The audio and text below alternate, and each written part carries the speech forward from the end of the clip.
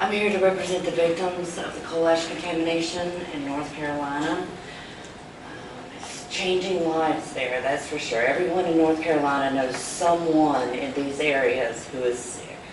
I actually left someone in a hospital to come be here today. We've had to pass North Carolina Senate Bill 297 for the cancer cluster research. Coal ash has been proven to cause not only cancer, birth defects, ADHD, reproductive issues, heart attacks, Alzheimer's, kidney issues, learning disabilities. In North Carolina, we have 14 sites that are under order of cleanup after the 2014 Dan River coal ash spill. 7 of them have been shut down and are being cleaned up. The other 7 are still burning coal or converted into natural gas. All of these sit on major bodies of water in North Carolina. They have millions of tons of coal ash in unlined pits, and they're all contaminated. All the fish in those lakes are contaminated. This was taken from a website that you can go back to later and confirm the facts. This is like a key to kind of show you what it is with the first one. This is the pits, ponds, and landfills in North Carolina. It's more than just those 14 though, because you've got your old industrial sites, your universities, different places that were burning coal. I have it. This is spills and leaks, such as the Dan River spill, Lake Sutton, that's contaminated. Duke University was just there.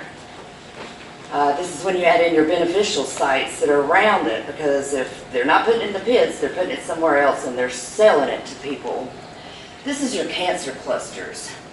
This right beside all of these states. You've got the thyroid up here, thyroid over here, thyroid and testicular here, testicular down here, such as Wilmington with Lake Sutton. That is it was supposed to be an overflow waste pond for lakes for the Sutton plant, and instead they're using it as like recreational area.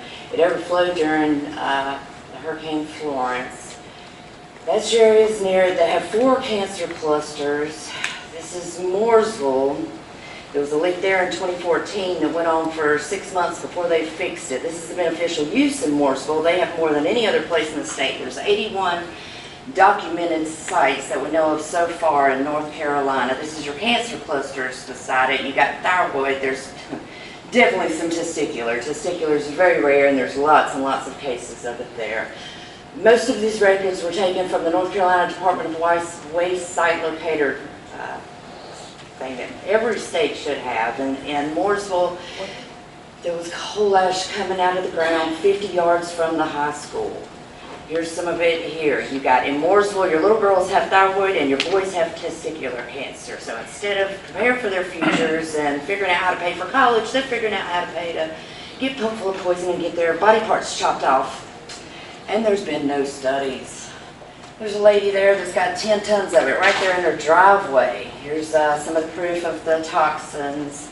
This is the second most contaminated in the country. All this connects together. This is Monroe, the 2 below it, beneficial ash, cancer clusters beside it, proven it's on highways, almost 1 million tons of it, just sitting on a horse farm. The Asheville Airport used it. The Chapel Hill police station was going to move because they discovered 40-foot drifts of it on their property and leading up to a trail. There's a trailer park where 300 families were living on exposed coal ash. It's at a fire station. It's at the Family Dollar exposed. You never know where it's going to be because they don't have to tell anybody. Nobody knows. It's just there poisoning everyone. And we're all fighting it. It's very simple to see. I would think anyone can figure it out. All you have to do is go look at the records and match up where the cancer clusters are to the coal ash, and it's very simple to see.